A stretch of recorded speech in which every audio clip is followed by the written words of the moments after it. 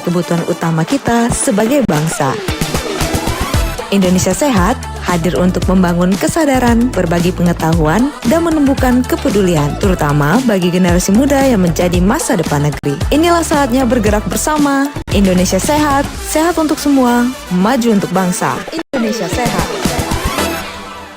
Terima kasih pendengar, Anda masih bersama kami di 92,4 FM Pro 1 RRI Palembang, kanal informasi dan inspirasi. Siaran di kesempatan kali ini terasa sangat istimewa karena pada tanggal 3 Maret 2026 kita memperingati Hari Kesehatan Telinga dan Pendengaran Sedunia. Dan pada hari ini kita akan membahas mengenai tema kita From Communities to Classroom, Hearing Care for Every Child. Kita akan berdiskusi mengenai pentingnya akses kesehatan pendengaran bagi setiap anak, mulai dari lingkungan terkecil hingga ke lingkungan sekolah. Dan telah hadir juga bersama kita di Studio Pro 1 dari Palembang, narasumber yang sangat kompeten di bidangnya ada Dr. Ahmad Hifni, SPTHT BKL. Ini merupakan dokter spesialis THT BKL, sekaligus fellowship otologi dari Departemen Bedah Divisi THT KL Rumah Sakit Muhammad Husin Palembang. Selamat pagi, dokter. Selamat pagi. Bagaimana kabarnya hari ini, dokter? Alhamdulillah sehat, masih segar semua. Alhamdulillah. Dan juga terima kasih dokter sudah meluangkan waktunya di sela aktivitas yang mungkin terbilang sibuk ya, dok ya. Dan juga pendengar, selama 1 jam ke depan hingga mendekati pukul 11 waktu Indonesia Barat nanti kita akan berdiskusi bersama Dr. Hifni. Kami juga undang pendengar untuk berpartisipasi melalui line telepon di 0711 369977, di pesan WhatsApp 082179279090 dan kanal YouTube Pro 1 Palembang. Dokter, dalam rangka peringatan Hari Kesehatan Telinga dan Pendengaran ini, seberapa penting sebenarnya kita menjaga kesehatan telinga sejak usia anak-anak, dokter? Iya, jadi memang sebenarnya pendengaran itu sangat penting ya. Kalau kita ngomongin pendengaran itu kan bagian dari indera kita ya. Jadi pendengaran itu adalah jendela kita. Jadi kalau kita untuk mendapatkan informasi, untuk mendapatkan pengetahuan, ataupun untuk hal-hal yang lain kita membutuhkan pendengaran yang baik. Jadi pada anak kenapa itu penting? Karena kalau kita bisa menjaga pendengaran, kesehatan pendengaran pada anak, itu sangat penting untuk kedepannya dia akan bisa maksimal untuk belajarnya, untuk komunikasi, dan juga untuk masa depannya. Bayangkan kalau seorang anak tidak bisa mendengar, otomatis di sekolah dia tidak akan bisa berprestasi dengan maksimal, untuk mengikuti pelajaran tidak akan bisa, untuk komunikasi dengan teman-teman juga dia akan kurang, dia akan merasa terkucilkan, dan itu akan mempengaruhi tumbuh kembang dan masa depan anak tersebut. Dokter, banyak juga orang tua yang mungkin menganggap gangguan pendengaran ini hanya dialami orang-orang dewasa. Apakah anak-anak yang sekarang itu cukup juga banyak mengalami masalah pendengaran, dok? Oh iya, sebenarnya gangguan pendengaran pada anak tuh sebenarnya bukan hal yang jarang sebenarnya. Jadi sebelum kita ngomongin gangguan pendengaran pada anak, sebenarnya kita harus tahu dulu gangguan pendengaran tuh sebenarnya kita bagi menjadi 3 sebenarnya. Jadi gangguan pendengaran di hantaran. Jadi hantaran tuh bayangkan liang telinganya ada liang sama ada gendang telinga. Kalau ada masalah di situ kita nyebutnya gangguan pendengaran hantaran kayak gitu. Ada gangguan pendengaran saraf tuh di rumah siput masalahnya, atau kombinasi keduanya. Nah, kalau pada orang tua kebanyakan masalahnya di rumah siput, di saraf pendengaran, contoh pada tuli akibat usia lanjut kayak gitu dan sebagainya. Tapi kalau pada anak-anak lebih sering masalahnya pada hantarannya, liang telinganya ataupun gendang telinga. Dan itu sebenarnya sesuatu yang sering kita temukan dan sebenarnya itu bisa diobatin dan bisa dicegah sebenarnya. Penyebab yang paling umum gangguan pendengaran pada anak ini biasanya apa aja, dok? Gangguan pendengaran pada anak biasanya paling sering adalah adanya cairan di belakang gendang telinga. Kita sebutnya dengan otitis media efusi. Jadi bayangkan gendang telinga, kalau kita normalnya, gendang telinga tuh di belakang gendang telinga tuh isinya udara. Jadi setiap kita ngomong sekarang, pendengar sedang mendengarkan suara saya, itu gendang telinga tuh bergetarnya dengan bagus. Bayangkan pada kondisi di belakang gendang telinga itu ada cairan. Jadi otomatis gendang telinga nggak akan maksimal getarnya, jadi kehambat kayak gitu. Itu biasanya sering temuin pada anak-anak usia 10 tahun, 5 tahun ke atas lah sampai usia remaja. Atau biasanya ada kotoran di telinganya, kita sebutnya seruman plak. Nah itu biasanya sering. Pada kondisi tertentu bisa saja bawaan lahir, walaupun itu lebih jarang sebenarnya. Kalau dari pengalaman dokter, apakah kasus gangguan telinga pada anak di Indonesia ini cukup tinggi, dok? Oh iya, cukup tinggi. Kalau kita ngomongin kondisi gangguan pendengaran pada anak, sebenarnya kenapa seringnya kadang-kadang dianggap tidak tinggi, karena sering kali tidak disadarin, tidak terdeteksi. Dalam artian kayak gini, Anak-anak itu kalau dia ada gangguan pendengaran, seringkali dia tidak menyadari bahwa dia sedang mengalami gangguan pendengaran. Beda kalau kita orang dewasa. Kita orang dewasa, kalau kita aduh kok pendengaran saya agak kurang ya, diajak ngobrol kayaknya agak kurang. Kita akan lebih aware gitu, menyadarin. Tapi kalau anak-anak, dia dalam artian dia akan mengkompensasinya, saya kok agak kurang, saya besarin aja volumenya TV-nya, saya besarin aja volume HP-nya kayak gitu, earphone-nya saya gedein aja kayak gitu. Kalau misalnya diajak ngomong ya sedekat, saya masih bisa dengar kok. Kadang-kadang itu, makanya itulah pentingnya peranan dari orang tua ataupun guru kayak gitu untuk mendeteksi gangguan pendengaran pada anak. Jadi sebenarnya, dan mas saya bilang tadi, ini prevalensi sebenarnya tinggi pada anak gitu, bukan hanya pada dewasa, tapi pada anak juga tinggi. Oke, ini kan kadang orang tua tuh tidak sadar dok kalau anaknya memiliki gangguan pendengaran. Sebenarnya apa aja tanda-tanda awal yang perlu mereka waspadai? Ya sebenarnya kalau misalnya dia udah dalam artian nonton TV volumenya digedein nih dibandingkan orang tuanya, atau misalnya dia main HP, misalnya main game lah anggap aja, dia udah suara HP-nya kenceng banget kayak gitu. Atau kalau dipanggil kok berapa kali nggak noleh-noleh kayak gitu, diajak ngomong kok nggak noleh, nggak fokus kayak gitu.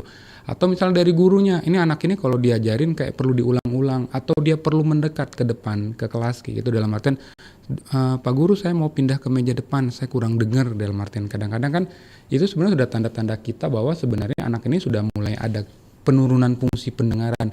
Karena penurunan fungsi pendengaran itu bukan berarti ujuk-ujuk dalam artian ini nggak bisa dengar sama sekali, enggak, karena ada derajatnya. Dan pada anak-anak tuh biasanya derajatnya tuh ringan atau sedang, yang kadang-kadang untuk sehari-hari nggak disadarin sama anak tersebut. Kalau orang tua misalnya saraf tadi rusak berat kayak gitu, dia langsung sadar, wah ini saya nggak bisa dengar sama sekali. Tapi kalau anak kalau ringan, ini masih bisa dengar sebenarnya. Jadi kadang-kadang nggak disadarin sama anak tersebut. Makanya itu peran penting orang tua sama guru. Ini jika gangguan pendengaran dari anak ini tidak segera ditangani dok, apakah bisa mempengaruhi kemampuan bicara anak ini juga? Kalau misalnya untuk perkembangan bicara dan bahasa, kita akan ngomongin itu terutama pada bayi. Jadi pada bayi itu biasanya gangguan pendengarannya paling sering ditemukan gangguan pendengaran kongenital atau bawaan. Jadi misalnya infeksi pada saat kehamilan atau TORCH kayak gitu salah satunya. Jadi mempengaruhi organ pendengaran. Itu biasanya masalahnya di saraf kalau pada bayi. Nah itu kenapa penting deteksi dini, dalam artian kalau bayi kita akan ngomongin tentang masalah bukan hanya pendengaran tapi bicara dan bahasa. Dalam artian golden period untuk anak itu bisa bicara dan bahasa dengan lancar itu 3 tahun kayak gitu. Jadi kalau kita bisa mendeteksi dalam artian ini, anak ini kok umur 1-2 tahun kok kalau misalnya itu belum bisa ngoceh mama, papa kayak gitu, belum bisa babbling kayak gitu. Itu sebenarnya tanda aware kita. Dalam artian bukan berarti dia nggak bisa ngucapin itu pasti gangguan pendengaran, nggak. Tapi kita harus mengkonfirmasi anak ini memang gangguan pendengaran atau gangguan tumbuh kembang kayak gitu.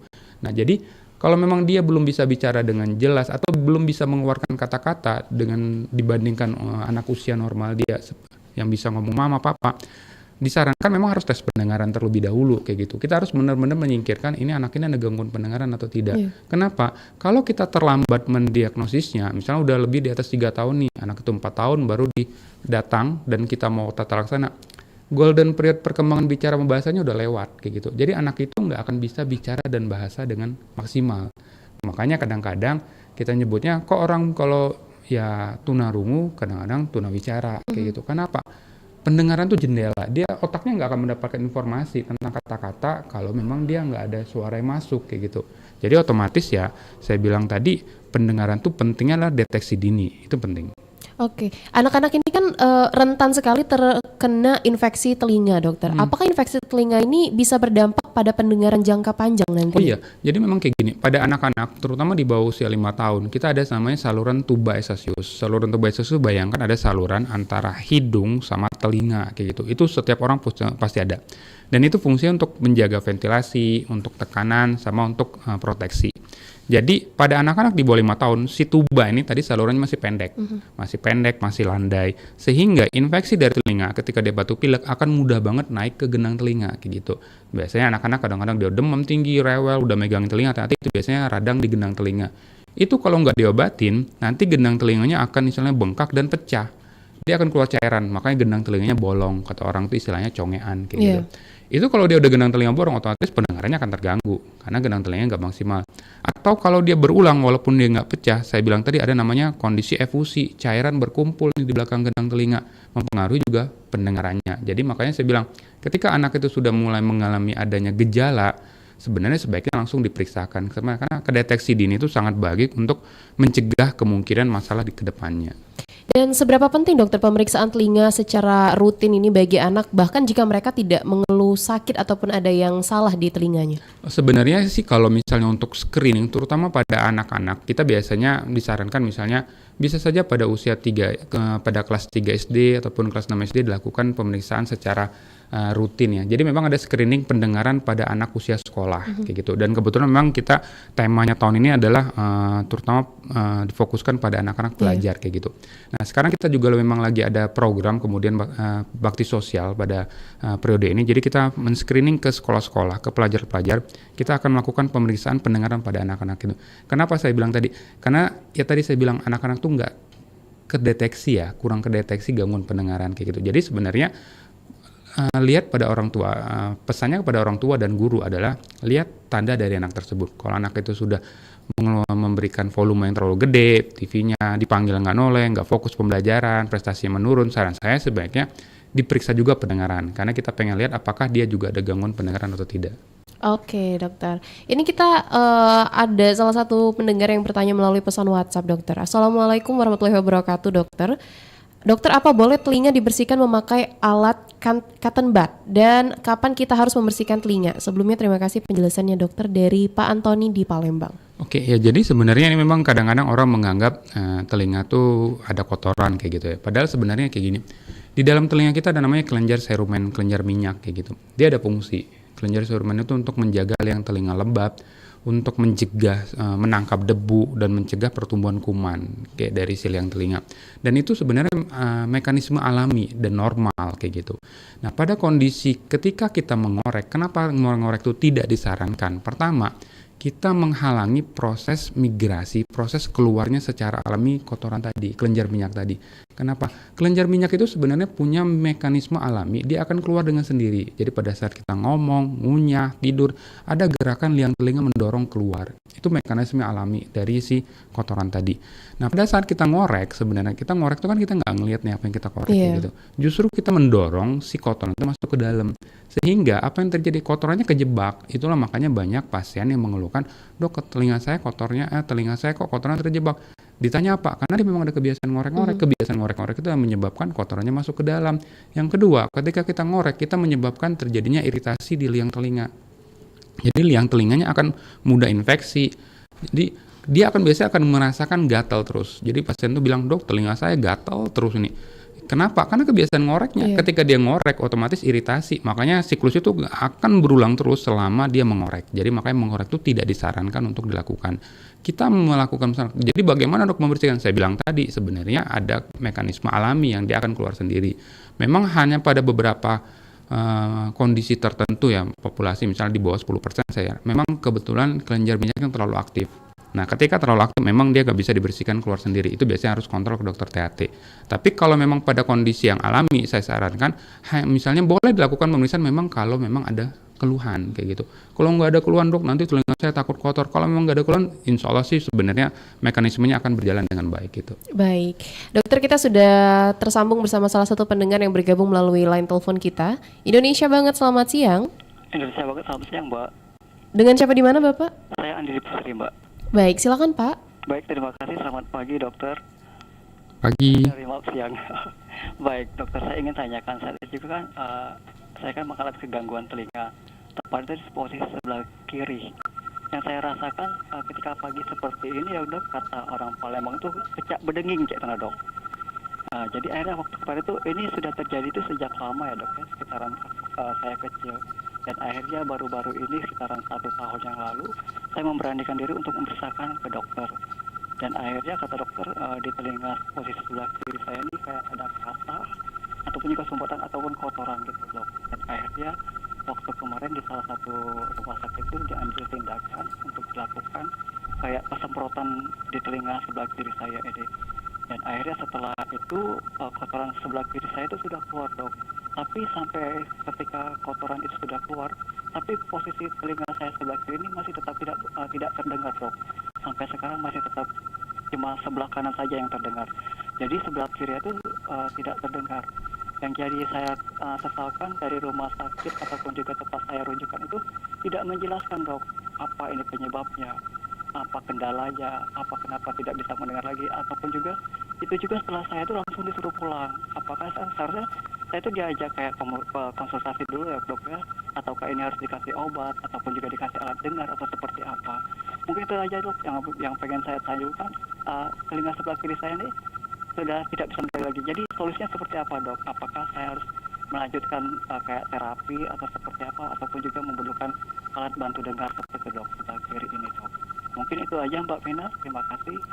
Baik, terima kasih Pak Andi atas pertanyaannya hari ini di Indonesia Sehat. Silakan dokter. Ya, terima kasih Pak Andi. Jadi memang sebenarnya saya bilang tadi, jadi keluhan dari Pak Andi itu kita nyebutnya tinnitus. Tinnitus itu jadi memang ada sensasi suara tambahan. Salah satunya seperti berdenging tadi.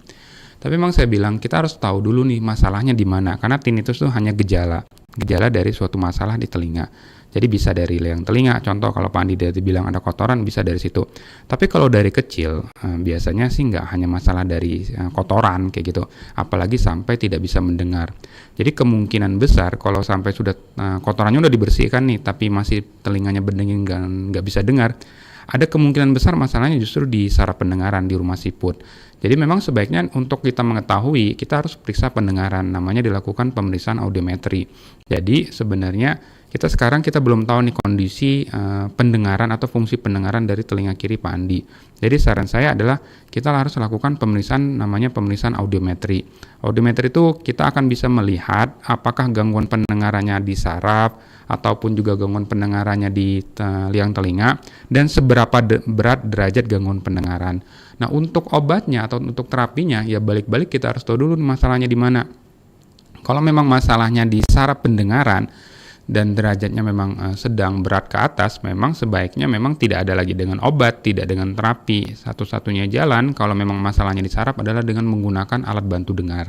Jadi memang saran saya adalah lakukan pemeriksaan audiometri. Jadi mungkin bisa kontrol lagi ke rumah sakit, diberitahu bahwa ada keluhan gangguan pendengaran, dan biasanya disarankan untuk dilakukan pemeriksaan audiometri atau pemeriksaan pendengaran. Baik, terima kasih Dokter Hifni. Kita break sebentar dokter, setelah ini kita masih kembali di program Indonesia Sehat yang membahas mengenai Hearing Care for Every Child. Jadi jangan kemana-mana, tetap di Pro 1 dari Palembang, kanal informasi dan inspirasi. Masih bersama Anda, Indonesia Sehat. Indonesia Sehat.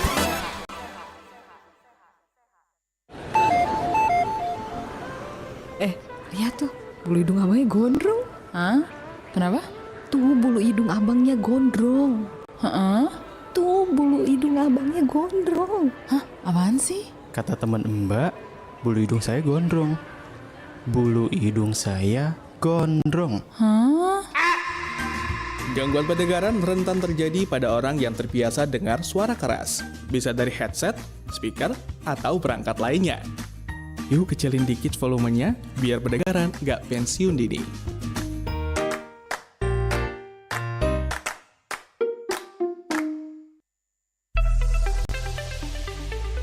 Hidung manusia hanya bisa membedakan dua jenis bau atau aroma, yaitu aroma yang menjijikan dan aroma yang harum atau membuat nyaman.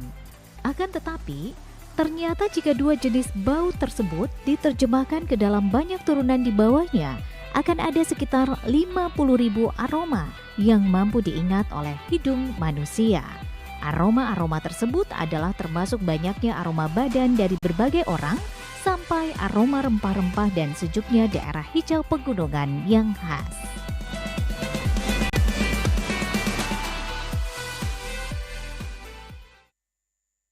Kesibukan boleh mengejar, tapi kesehatan jangan sampai tertinggal. Indonesia Sehat. Indonesia Sehat hadir membawa informasi, solusi, dan inspirasi untuk hidup sehat di era modern.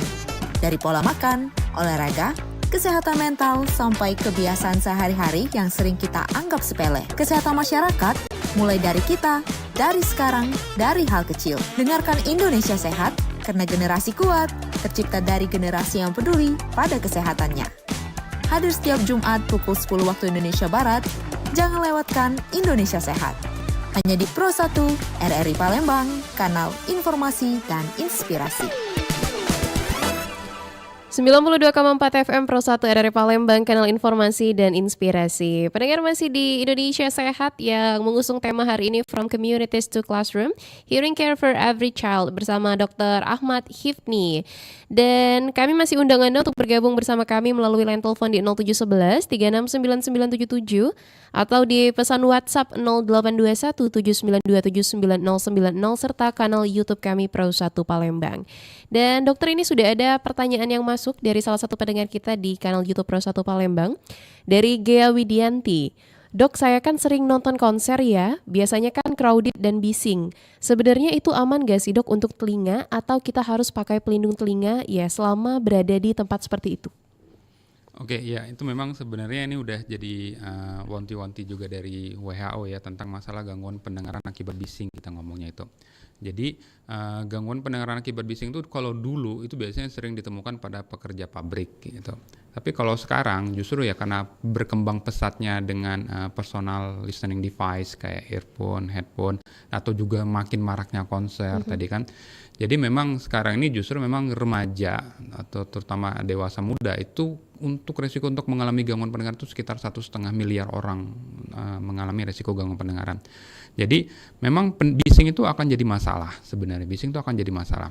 Karena kayak gini, kalau kita ngomongin intensitas bising, kita ngomongnya desibel. Desibel itu 85 desibel itu batas normalnya 8 jam. Jadi kalau misalnya kita ngomong sekarang sehari-hari itu percakapannya sekitar 60-70 desibel itu batas aman. Nah kalau konser itu bisa sampai di atas 110 desibel, sangat kencang kayak gitu. Dan kalau misalnya sudah di atas 110 atau misalnya 100 desibel itu sebenarnya hitungannya udah bukan hitungan jam tapi menit, kita batas ambang dengar amannya kayak gitu. Jadi memang kalau kita, apalagi kalau kita sudah terlalu sering mengikuti konser kayak gitu ya, misalnya udah di depan dekat dengan speaker dan sebagainya, kita akan mengalami resiko untuk mengalami gangguan pendengaran kayak gitu. Ya jadi memang sebenarnya dalam artian apakah harus pakai ini? Kalau memang merasa sangat keras sekali, ya memang minimal dikurangin, diredam kayak gitu. Bisa pakai earplug atau earmuff untuk mengurangi redaman kayak gitu. Karena sama-sama seperti contohnya kalau kita pakai earpod atau headphone terlalu sering kayak gitu. Karena gangguan pendengaran akibat bising itu bukan dalam waktu singkat. Dia nggak waktu singkat. Hebatnya telinga kita ketika dia terpapar dalam suara keras, dalam waktu 24 jam dia punya kemampuan untuk mekanisme mengembalikan fungsinya kayak gitu. Tapi bayangkan kalau kita terus mendengarkan suara bising kayak gitu. Nanti yang terjadi adalah 5-10 tahun ke depan saraf itu akan mengalami kerusakan permanen. Jadi ketika udah mengalami kerusakan permanen, dia nggak bisa diobatin. Dia akan dalam artian fungsinya akan hilang. Satu-satunya jalan ketika sudah saraf rusak hanya alat bantu dengar. Jadi yang paling penting adalah pencegahan kayak gitu. Jadi balik tadi pertanyaan, kalau memang konser, saya rasa sebenarnya lihat konsernya kayak gimana ya. Kalau misalnya konser yang ya musiknya lembut dan suaranya nggak terasa, saya rasa tidak masalah. Tapi kalau sudah sampai suara yang menggetar ya, kalau misalnya itu kalau misalnya di Jawa tuh ada yang horek soalnya. Nah, horek itu kan jadi masalah, itu kan sudah suara yang sangat keras. Karena kan saya bilang akan mempengaruhi ke pendengaran. Nah, kalau untuk pakai headphone gimana dok? Apakah boleh? Sebenarnya kita ada rumusnya. Jadi rumusnya adalah 60% dari suara maksimalnya itu 60 menit. Jadi semakin kenceng suara yang kita berikan, semakin pendek waktunya. Jadi kalau misalnya volume kita 100, ya mungkin kita hanya 10 menit atau 20 menit kayak gitu. Dan jangan sampai berjam-jam kayak gitu. Karena saya bilang tadi, efeknya nggak sekarang, nanti udah 5-10 tahun, udah tiba-tiba nanti kalau biasanya gejala khasnya kayak gini. Kalau diajak ngobrol, dia kurang ngerti kata-kata di tempat yang ramai kayak gitu. Misalnya ngomong di tempat, misalnya di jalan nih, diajak ngobrol sama teman, ini kok kata-katanya saya kurang nangkep kayak gitu. Nah itu udah tanda awal bahwa sarafnya udah mengalami gangguan pendengaran. Nah saya bilang tadi, karena kalau udah jadi, udah rusak, nggak bisa diobatin. Satu-satu jalan alat bantu dengar.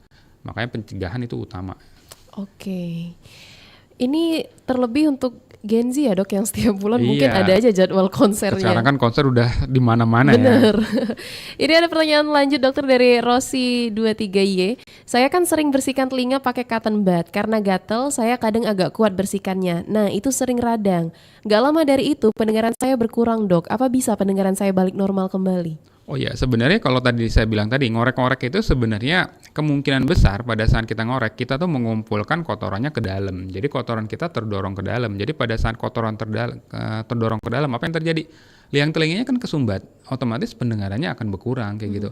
Jadi saya bilang tadi, kebiasaan ngorek-ngorek itu tidak disarankan kayak gitu. Jadi kenapa ya telinganya mudah iritatif, mudah gatel? Ya kenapa tadi? Karena kok dikorek tadi kayak gitu. Dikorek terjadi iritasi pada kulit liang telinga, telinganya akan gatel dan gatalnya tidak akan pernah hilang sebelum kebiasaan ngoreknya diberhentikan gitu, di stop.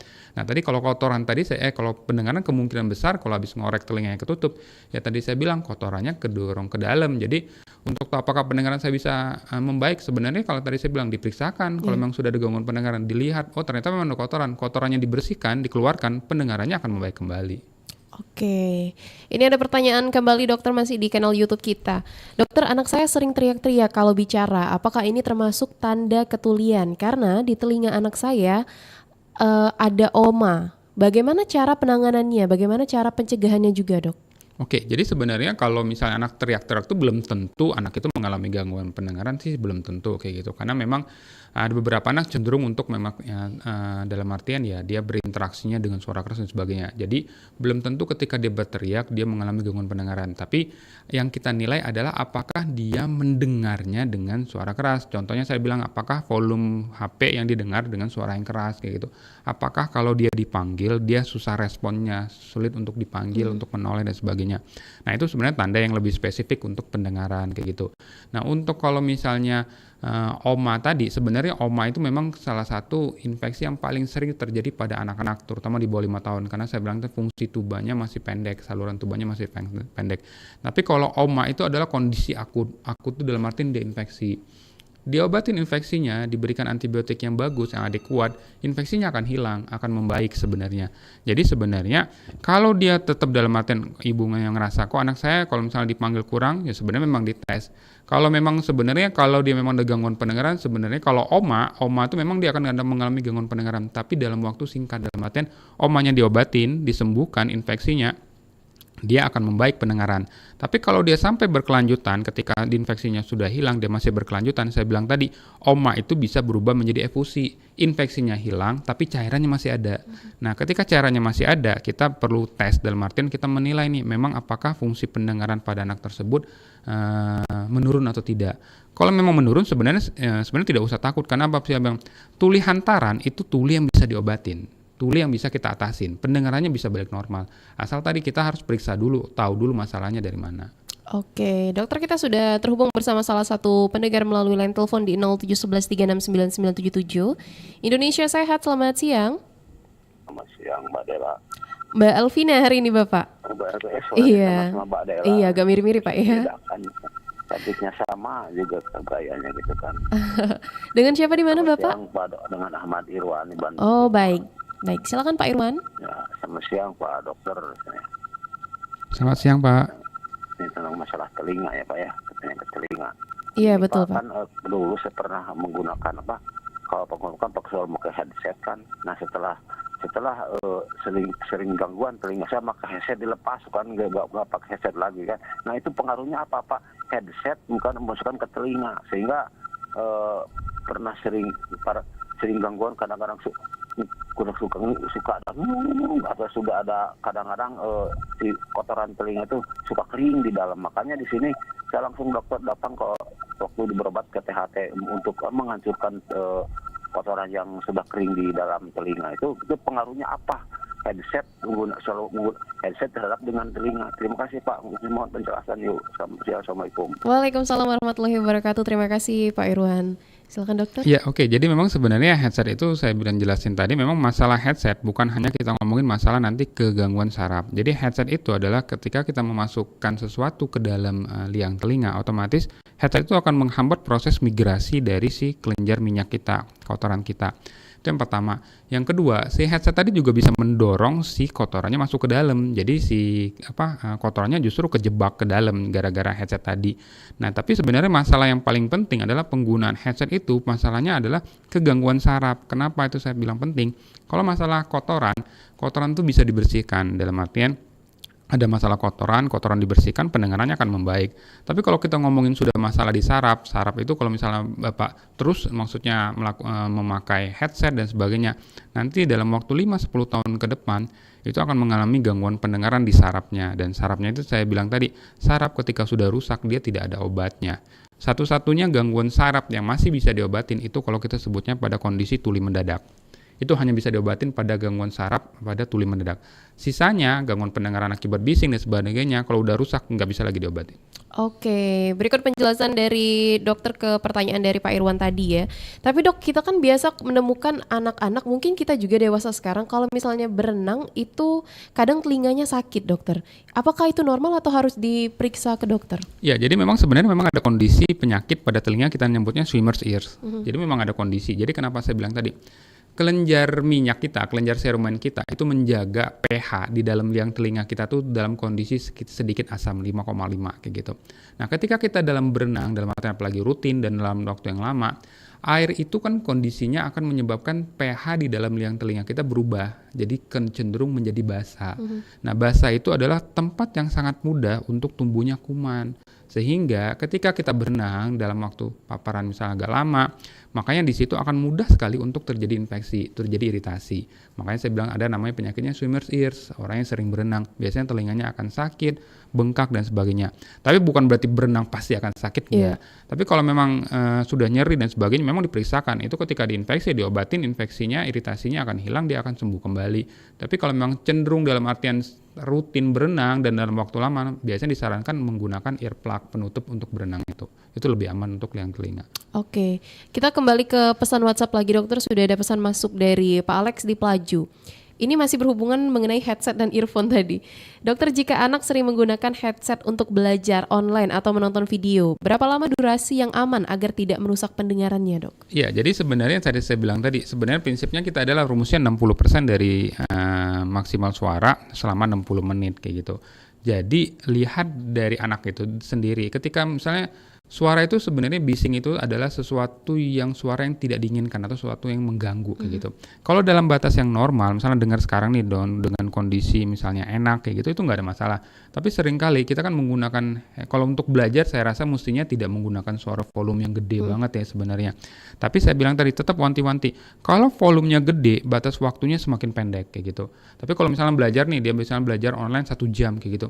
Volumenya ya diusahakan di bawah 60%, jadi 50% cukup sebenarnya. Itu masih batas ambang aman kayak gitu.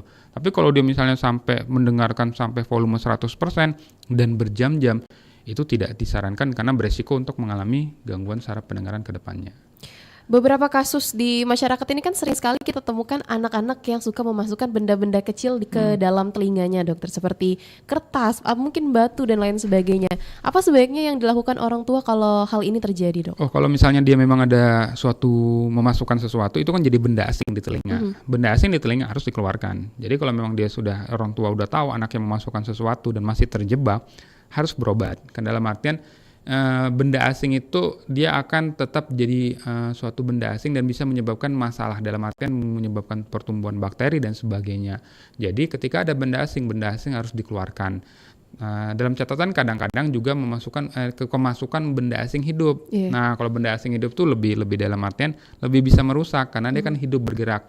Jadi kalau misalnya termasuk benda asing hidup, kalau dia memang benda asingnya hidup bergerak, dimatikan dulu. Kalau di rumah nggak ada cairan itu biasanya cukup dengan kayak minyak sayur 1 atau 2 tetes, dimatiin dulu, baru nanti dibawa ke dokter untuk dikeluarkan si benda asing tadi. Oh, baik. Sebenarnya apa aja sih, dok, langkah sederhana yang dilakukan orang tua untuk menjaga kesehatan telinga anak di rumah?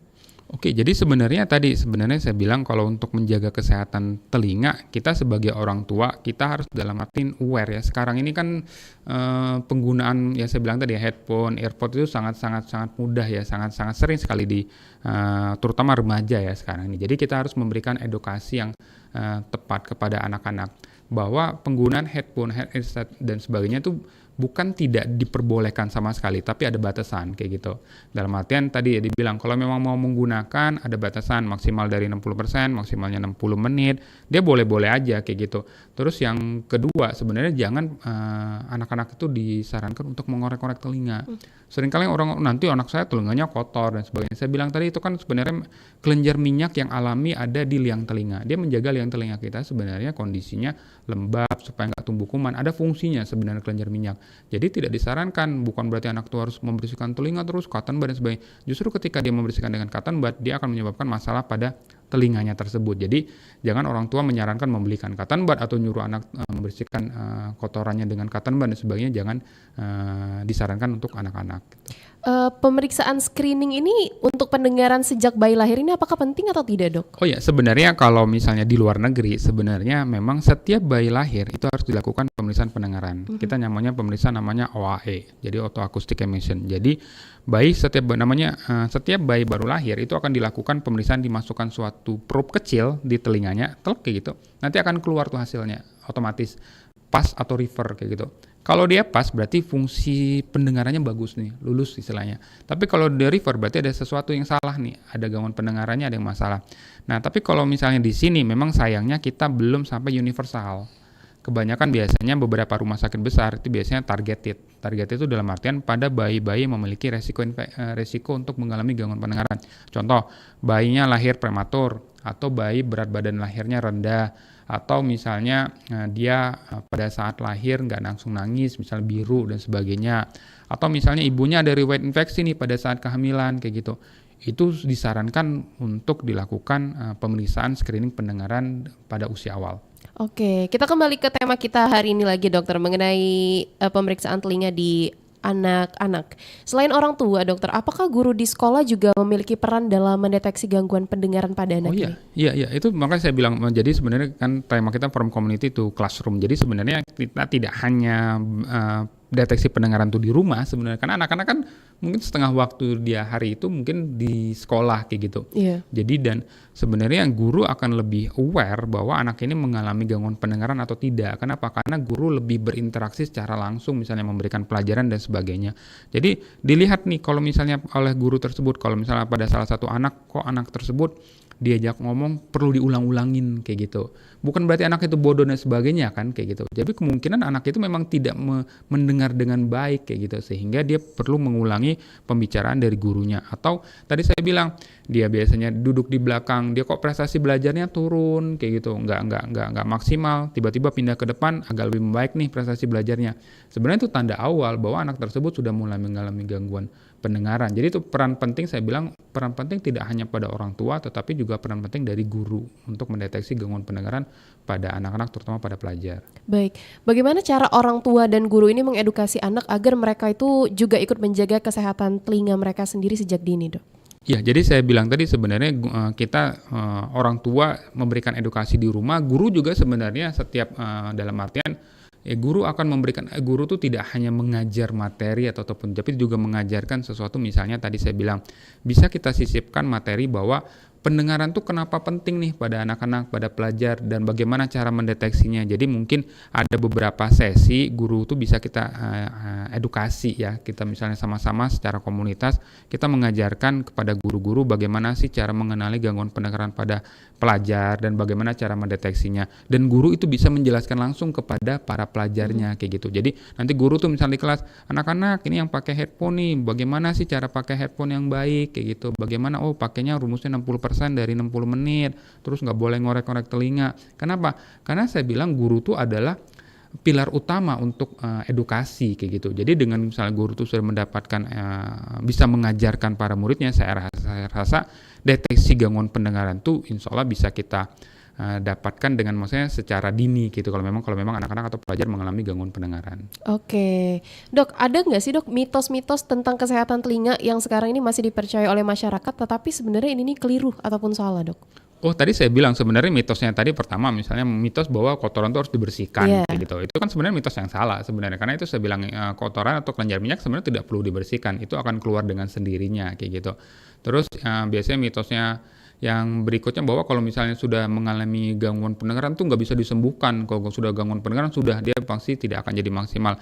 Sebenarnya saya bilang tadi gangguan pendengaran masalahnya dari mana dulu kayak gitu. Kalau gangguan pendengarannya akibat hantaran, akibat gendang telinga itu bisa disembuhkan dan diobatin kayak gitu. Jadi lihat dulu diperiksa gangguan pendengarannya bagaimana. Terus biasanya kalau misalnya telinga conge itu infeksi itu bisa sampai menyebabkan mati dan sebagainya. Sebenarnya bisa memang menyebabkan mati, tapi saya bilang tadi kalau misalnya kita bisa mendeteksi dini pengobatan dengan baik kayak gitu, gendang telinga yang bolong itu bisa dioperasi, dalam artian bisa diperbaiki lagi gendang telinganya.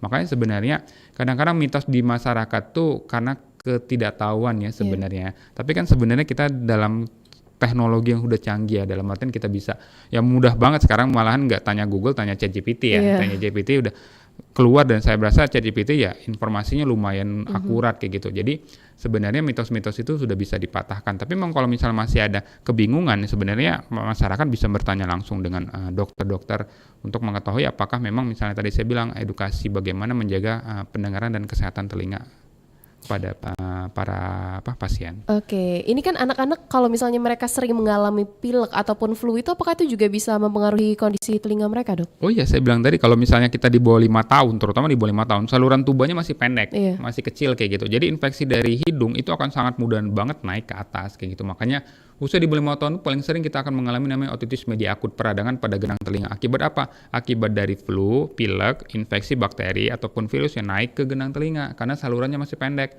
Sehingga anak-anak itu pada saat flu biasanya juga akan mengalami keluhan misalnya nyeri pada telinga, demam tinggi dan sebagainya. Makanya saya bilang kalau dia udah dalam artian dia sudah nyeri, demam tinggi, rewel, megang-megang telinga, hati-hati, itu kemungkinan gendang telinganya udah radang. Kalau itu harus cepat diobatin. Kenapa? Karena kalau nggak dia cepat diobatin, gendang telinganya nanti radang, nanti dia pecah, keluar cairan. Nah itu takutnya gendang telinganya kan jadi bolong kalau nggak diobatin. Jadi memang saya bilang deteksi dini itu penting. Kita sebagai orang tua harus aware nih tentang gejala dari anak kita. Oke, dokter, karena lintas waktu kita hampir menunjukkan pukul 11 waktu Indonesia Barat, mungkin ini terakhir dokter. Apakah pesan dokter untuk masyarakat agar mereka lebih peduli terhadap kesehatan telinga dan pendengaran khususnya untuk anak?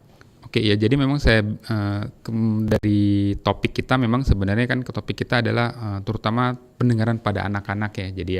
Jadi ya untuk orang tua, untuk guru, dan untuk komunitas masyarakat, marilah kita bersama-sama menjaga kesehatan pendengaran kita, terutama pada anak-anak.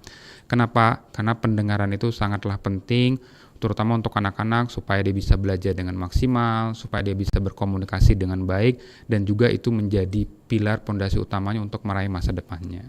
Oke, terima kasih banyak dokter. Tidak terasa juga pendengar, kita sudah berada di penghujung perbincangan dalam program Indonesia Sehat hari ini. Terima kasih kami sampaikan kepada narasumber kita, Dr. Ahmad Hifni. Sama-sama. Yang telah berbagi informasi dan edukasi mengenai pentingnya menjaga kesehatan telinga dan pendengaran khususnya bagi anak-anak. Semoga juga apa yang telah disampaikan pada hari ini dapat menambah wawasan kita semua agar lebih peduli terhadap kesehatan pendengaran sejak dini. Dan pendengar, pada pukul 11 waktu Indonesia Barat nanti akan kita ikuti bersama dinamika olahraga bersama Pro 3 Radio Republik Indonesia. Jadi tetap bersama kami di Pro 1 RRI Palembang, kanal informasi dan inspirasi. Baru saja Anda dengarkan Indonesia Sehat. Indonesia Sehat, saatnya bergerak bersama. Sehat untuk semua, maju untuk bangsa.